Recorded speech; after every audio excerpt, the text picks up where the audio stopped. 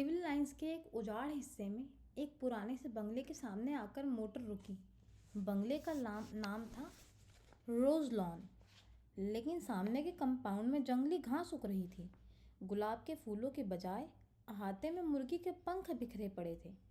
रास्ते पर भी घास उगाई थी और फाटक पर भी, जिसके एक खंबे की कॉर्निस टूट चुकी थी। बजाय लोहे के दरवाजे के दो आड़े बांस लगे हुए थे। फाटक के एक ओर एक छोटा सा लकड़ी का नाम पटल लगा था, जो कभी काला रहा होगा, लेकिन जिसे धूल, बरसात और हवा ने चितकबरा बना दिया था। चंदर मोटर से उतरकर उस बोर्ड पर लिखे हुए अधमिटे सफ़ेद अक्षरों को पढ़ने की कोशिश करने लगा। और जाने किसका मुंह देखकर सुबह उठा था कि उसे सफलता भी मिल गई। उस पर लिखा था A.F. डिक्रूज। उसने जेब से लिफाफा निकाला और पता मिलाया। लिफाफे पर लिखा था पी मिस पी डिक्रूज। यही बंगला है। उसे संतोष हुआ। हॉर्न दो, उसने ड्राइवर से कहा। ड्राइवर ने हॉर्न दिया, लेकिन किसी का बाहर आना तो दूर, एक मुर्गा जो अहाते में कुड़कुड़ा रहा था, उसने पीछे मुड़कर बड़े संदेह और त्रास से चंदर को देखा और उसके बाद पंख फड़फड़ाते हुए, चीखते हुए जान छोड़कर भागा। बड़ा मनहूस बंगला है। यहाँ आदमी रहते हैं या प्रेत? कपूर ने ऊब कर कहा और ड्राइवर से बोला, जाओ तुम, हम अंदर जाकर देखते हैं। अच्छा हुजूर, सुधा बीवी से क्या कह देंगे? कह देना पहुंचा दिया। कार मुड़ी और कपूर बांस फांदकर अंदर घुसा। आगे का पार्टी को खाली पड़ा था और नीचे की ज़मीन ऐसी थी जैसे कई साल से उस बंगले में कोई सवारी गाड़ी ना आई हो। वह बरामदे में गया। दरवाजे बंद थे और उन पर धूल जमी थी। एक जगह चौखट पर दरवाजे के बीच में मकड़ी ने जाल बुन रखा था। यह बंगला खाली है या नहीं? कपूर ने सोचा। सुबह 8:30 बजे वहाँ ऐसा सन्नाटा छाया था कि दिल घबरा जाए। आसपास चारों ओर आधी फर्लांग तक कोई बंगला नहीं था।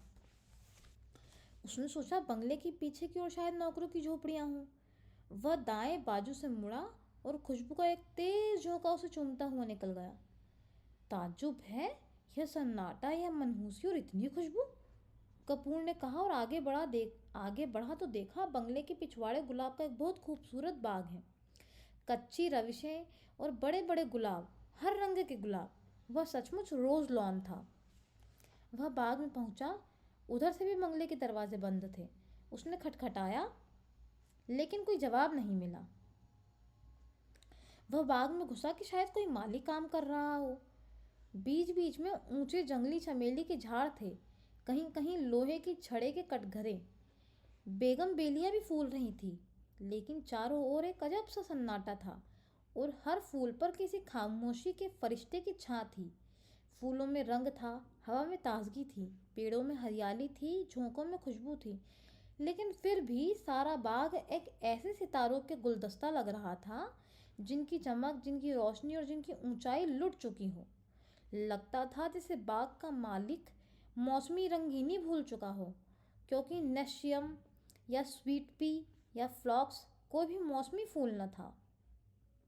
सिर्फ गुलाब थे और जंगली चमेली थी। बेगम बेलियां थीं जो सालों पहले बोए गए थे। उसके बाद उन्हीं की काट छांट पर बाग चल रहा था। बागवानी में कोई नवीनता और मौसम का उल्लास न था। चंदर फूलों का बेहद शौकीन था।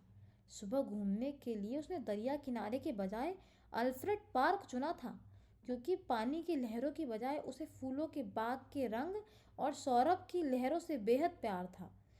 और उसे दूसरा शौक था फूलों के पौधों के पास से गुजरते हुए हर फूल को समझने की कोशिश करना। अपनी नाजुक टहनियों पर हंसते मुस्कुराते हुए ये फूल जैसे अपने रंगों की बोली में आदमी से जिंदगी का जाने कौन सा राज कह देना चाहते हैं।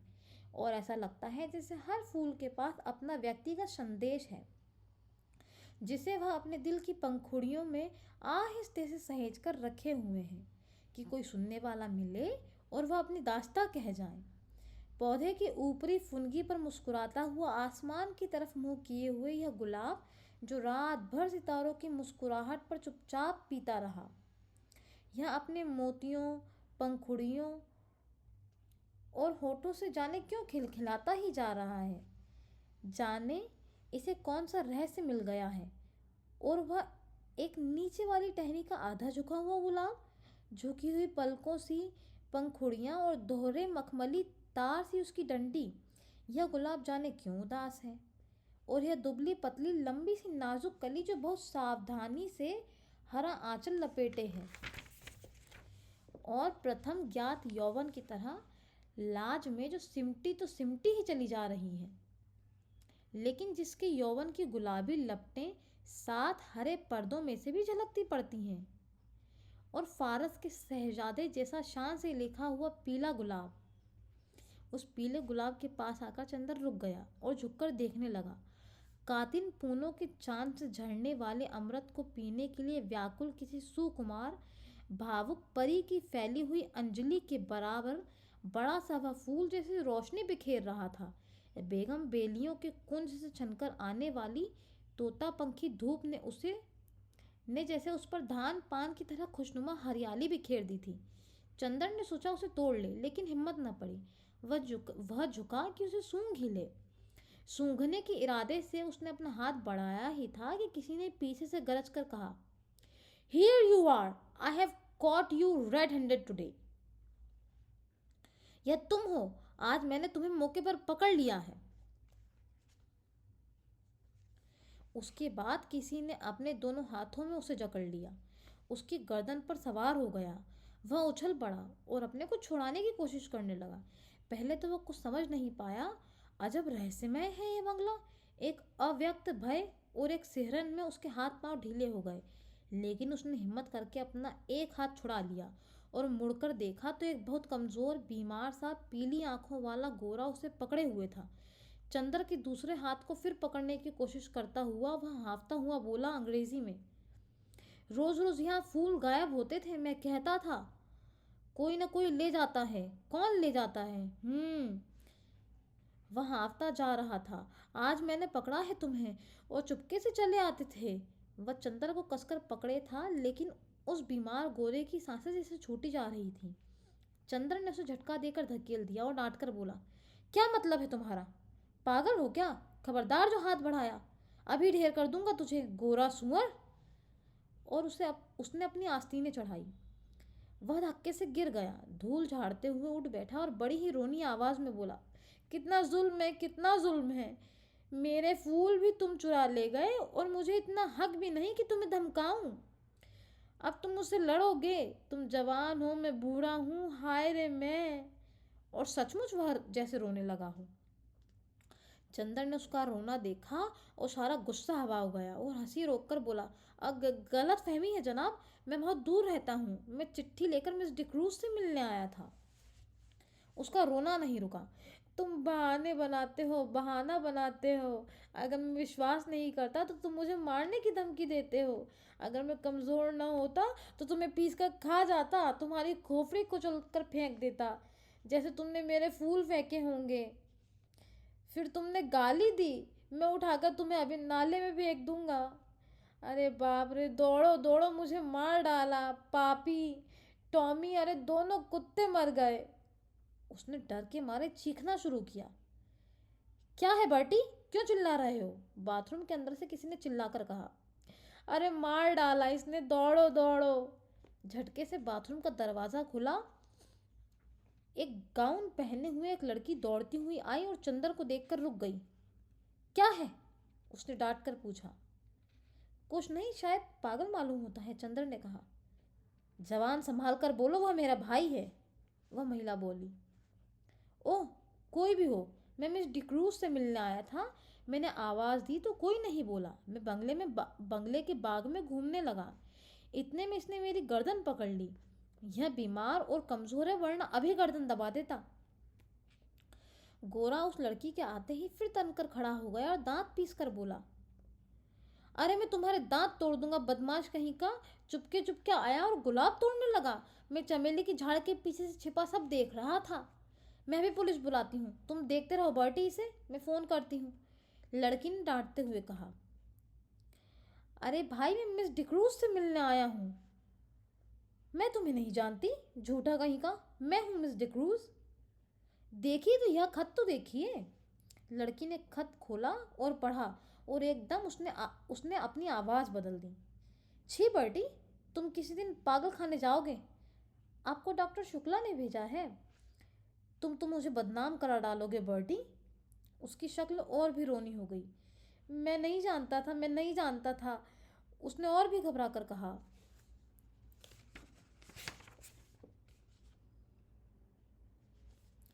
माफ़ कीजिएगा, लड़की ने बड़े मीठे स्वर में साफ हिंदुस्तानी में कहा। मेरे भाई का दिमाग ज़रा ठीक नहीं रहता जब से इनकी पत्नी की मौत हो गई है।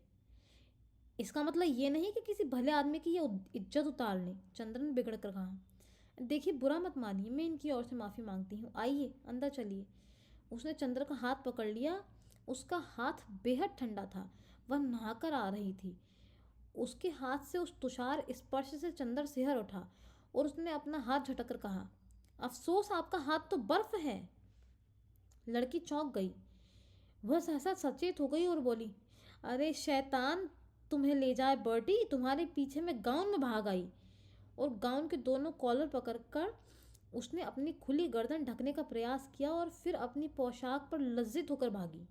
अभी तक गुस्से के मारे चंद्र ने उस पर ध्यान नहीं दिया था, लेकिन उसने देखा कि वह 23 बरस की दुबली पतली तरुणी है।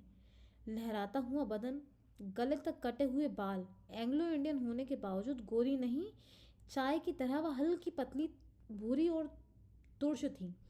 भागते वक्त ऐसी लग रही थी जैसे छलकती हुई चाय। इतने में वह गोरा उठा और चंदन का कंधा छूकर बोला, माफ़ करना भाई, उससे मेरी शिकायत मत करना। असल में ये गुलाब मेरी मृत पत्नी की यादगार है। जब इनका पहला पेड़ आया था तब मैं इतना ही जवान था कि जितने तुम, और मेरी पत्नी उतनी ही अच्छी थी जितनी पम्मी। कौन पम्मी? यह मेरी बहन प्रमिला डिक्रूज। ओह, कब मरी आपकी पत्नी? माफ़ कीजिएगा, मुझे मालूम नहीं था। हाँ, मैं बड़ा अभागा हूँ, मेरा दिमाग कुछ ख़राब है देखिए। कहकर उसने झुककर अपनी खोपड़ी चंद्र के सामने कर दी और बहुत गिड़गिड़ाकर बोला, पता नहीं कौन मेरे फूल चुरा ले जाता है। अपनी पत्नी की मृत्यु के बाद 5 साल से मैं इन फूलों को संभाल रहा हूँ। हाय रे मैं, जाइए, पम्मी बुला रही है।